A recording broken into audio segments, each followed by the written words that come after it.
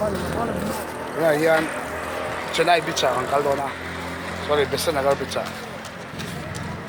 Tuna bang roller ang together na.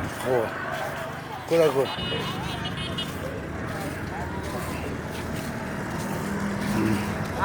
Nabang tete, amni.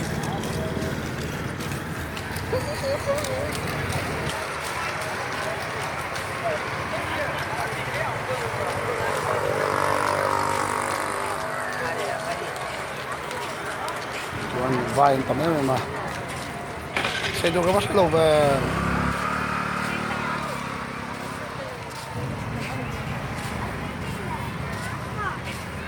Tuan lai kulfi. Ice cream so nanya hai. Kaya ka lang yan.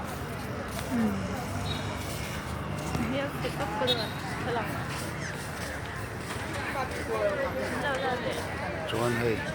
Yan labang along. So impose doon ka lang. So ka lang yung pera niya.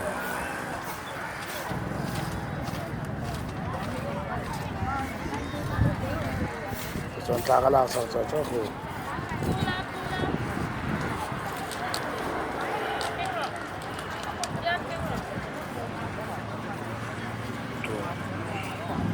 Kenda tu te daw saya.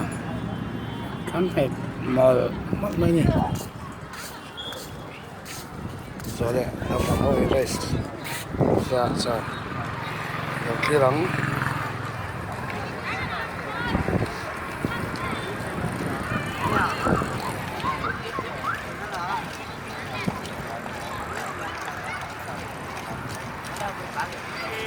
just 1 year, 2 years, 3 years.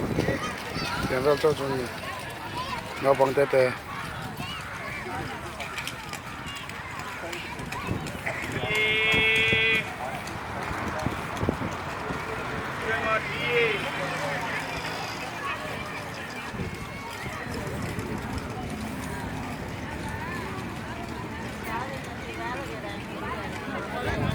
Let's go.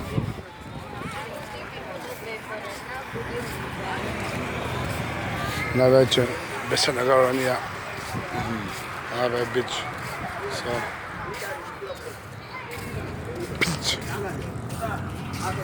beach.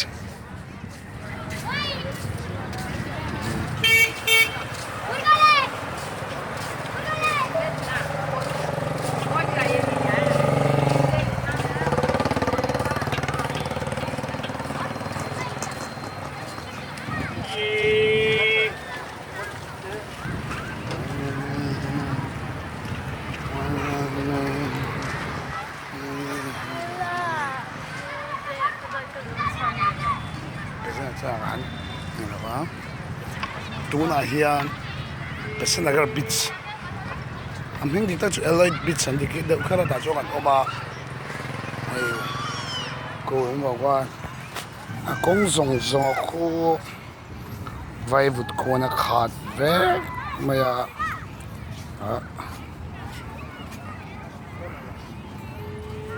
Diko an hay. Balu. Kung hindi tayo me. Chuan hay Rosie niya. And the motor Emma. Ano na chuak le bo ni. Chuan cool like what we ko tim chan lek what to na yan da sang. Daru le min som tu pa PM man tlai lampak. India Standard Time as well. India, Chennai, India, Tamil Nadu, Eloy Beach, Mega. Kamari lang yan, lawa sa tayo na. Chuan, kaya daw kung nang nilala sa video ka. Sila rin makap mga ito.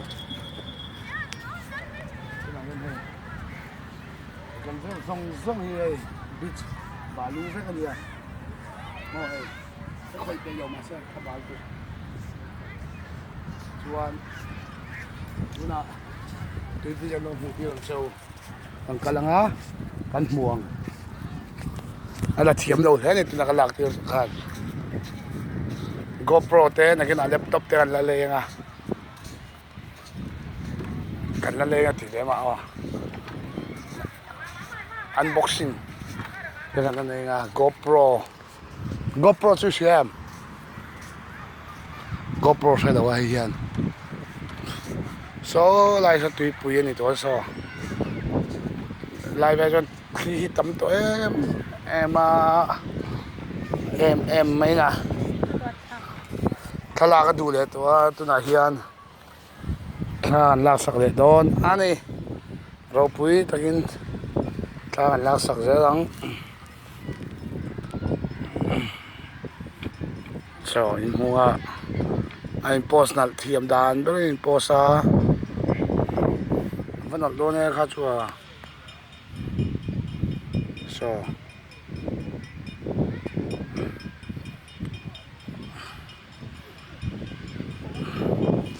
atla de ma ai nalin tu da kan la lenga ai nai dewa ai zen mol mula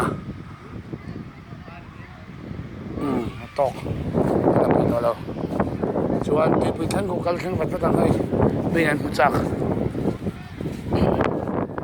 kala har ria ro flash on lo on ti on ta okay guys so la so tu pui chu nia so fin dia tu mi va vai ten dia kan du view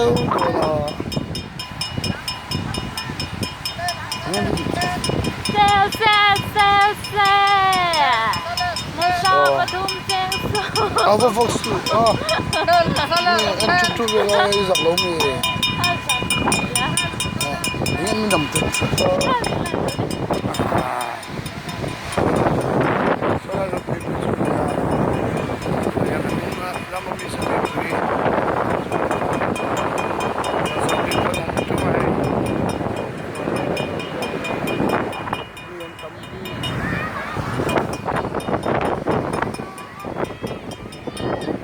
lạc rồi mất không phải rồi